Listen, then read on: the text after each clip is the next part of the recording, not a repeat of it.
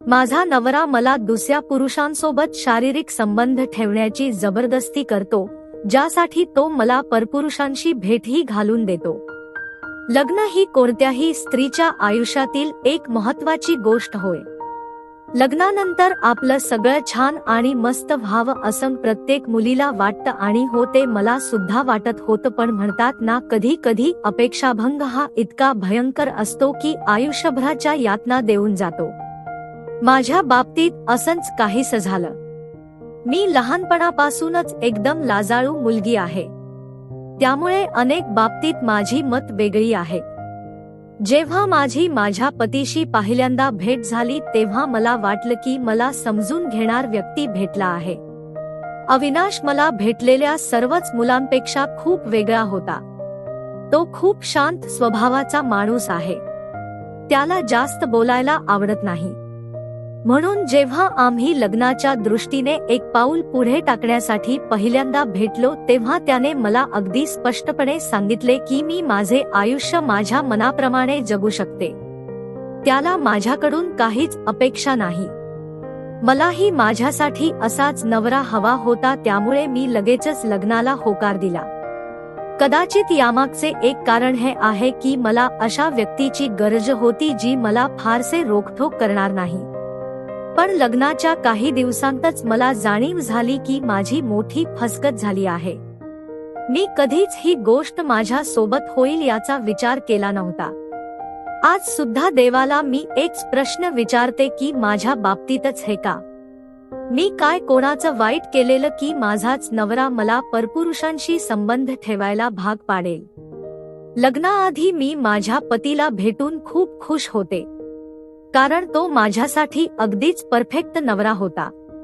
लग्नानंतरचा आमचा एकांतवासातला काळ सुद्धा सुखाने गेला।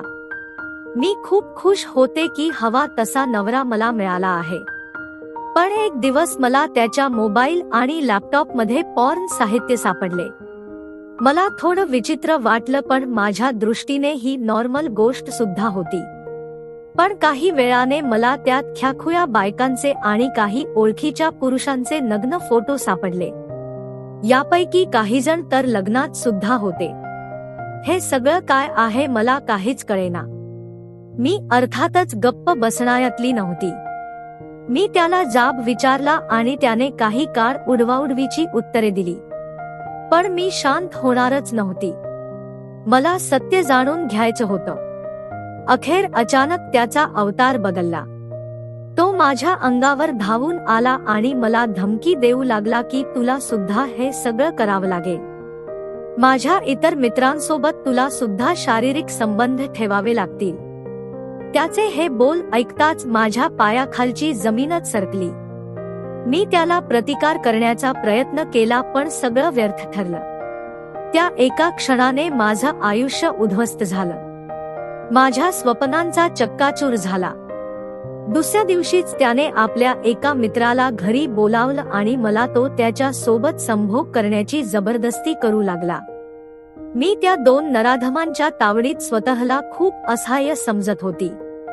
आता काही केलं नाही तर आयुष्यभर याचा गुलाम होऊन राहावं लागेल ही गोष्ट माझ्या लक्षात आली। मी सगळी शक्ती एकवटून आणि नानाथेने प्रतिकार करून तिथून पळाली आणि थेट माहेरी आली। मी सध्या कित्येक काळ माहेरी राहते आहे, पण जे घडलं ते मी अजूनही कोणाला सांगितलेलं नाही, कारण यामुळे दोन्ही घरांची बदनामी होईल। माझे सासू सासरे खूप चांगले आहेत, त्यांना मला त्रास द्यायचा नाही। माझ्या नराधम पतीपासून मी लांब आणि सुरक्षित आहे, हेच काय ते चांगले आहे। तो सुद्धा मला त्रास देत नाही। त्याने विश्वास जिंकण्याचा एकदा प्रयत्न केला, पण माझा आता त्याच्यावर विश्वासच राहिलेला नाही। तो माझं काहीतरी वाईट करेल असं मला सारखं वाटत राहतं। पुढे काय करायचं मला खरंच माहित नाही। मी घटस्फोटाचा विचार करते।